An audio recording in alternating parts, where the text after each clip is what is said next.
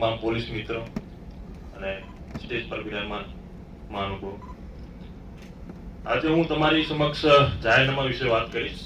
જાહેરનામું સ્પેસિફિક એનો મિનિંગ એવો થાય છે કે એ શરતોનું પાલન કરવું. માન લો કે આપણે આ હોલમાં જ બેઠા છીએ, હવે અહીંયા જો કોઈ ઘટના થાય તો એના એન્ટ્રી એક્ઝિટ કે ટાઈપના હોવા જોઈએ, એનો માલિક કે એ શરતોનું પાલન કરે છે કે નથી કરતો. આપણે આ માર્કેટ યાર્ડની જ વાત કરી લઈએ કે જો એના એન્ટ્રી એક્ઝિટ પર સીસીટીવી કેમેરા હોય, કોઈ બનાવ બને તો જે તે વખતે પોલીસને મદદ થાય.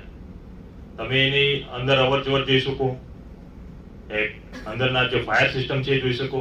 અત્યારે જ તમામને ખબર હશે કે રાજકોટમાં જે અગ્નિકાંડ થઈ ગયો એની અંદર પ્રથમ શું જોવામાં આવ્યું કે જે ગેમ ઝોનની અંદર છે એ જે ગેમ ઝોન ના માલિકે જે શરતોનું પાલન કર્યું હતું કે નતું કર્યું.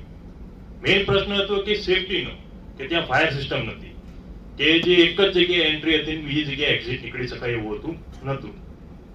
જો કદાચ એ શરતોનું પાલન કર્યું હોત જે તે વખતે એ માલિકે, તો આ સમસ્યા ના ઊભી થઈ હોત. એવી જ રીતે આપણે અહીંયા થરા 4 રસ્તા છે તો ટ્રાફિક લગત બી કલેક્ટર સાહેબ અહીંયા જાહેરનામું બહાર પાડતા હોય છે, અથવા આપણા સ્પેસિફિક ડિવિઝનના અધિકારી નાયબ કલેક્ટર અનુરૂપ સંજોગોને અનુસાર એ જાહેરનામા બહાર પાડતા હોય છે કે તમારા કોઈ જગ્યાએ હેવી ટ્રાફિક થઈ ગયો છે તો બીજી બાજુ ડાયવર્ઝન કરવા માટે એ જાહેરનામા બહાર પાડતા હોય. તો આ જાહેરનામા આપણને ઘણા ઉપયોગી થતા હોય છે. જેમ કે કોઈ જગ્યાએ ગામમાં ચોરી થતી હોય કાં તો પછી થરાપી આપણે બજારની અંદર, તો દુકાન ઉપર સીસીટીવી રાખવા ખૂબ જરૂરી છે. એ જાહેરનામામાં ઉલ્લેખ છે. કોઈ બી માણસ નહીં લગાવે તેની ઉપર સીઆરપીસીની 181 મુજબની કાર્યવાહી થાય છે.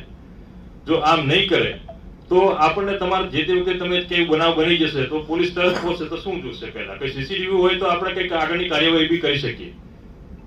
એ નહીં મળે તો આગળ આપણે બીજું કોઈ કામ કરી નહીં શકીએ અને બીજું ક્લુ બી નહીં મળે. એવી જ રીતે બીજું કે ટ્રાફિકની બીજી ઘણી સમસ્યાઓ, જેમ કે નો પાર્કિંગ ઝોન બી આપણે જાહેરનામું બહાર પાડતા હોય છે. તો એ જે 4 રસ્તાની આજુબાજુ લગત હોય છે, 150 મીટરનો એરિયા હોય છે, તો એ બી આપણે એ શરતોનું પાલન કરવા માટે કલેક્ટર સાહેબ જાહેરનામું બહાર પાડતા હોય છે. જો એ આપણે શરતોનું પાલન કરીએ તો ઘણી સમસ્યાઓ ટ્રાફિકની ઘડવી થઈ જતી હોય છે. હોટલ, ગેસ્ટ હાઉસ, મોટા સિનેમા હોલ, ત્યાંથી આ શરતોનું પાલન કરવામાં આવતું હોય છે. આ શરતોનું પાલન ના કરે તો એની પર કાર્યવાહી થાય છે.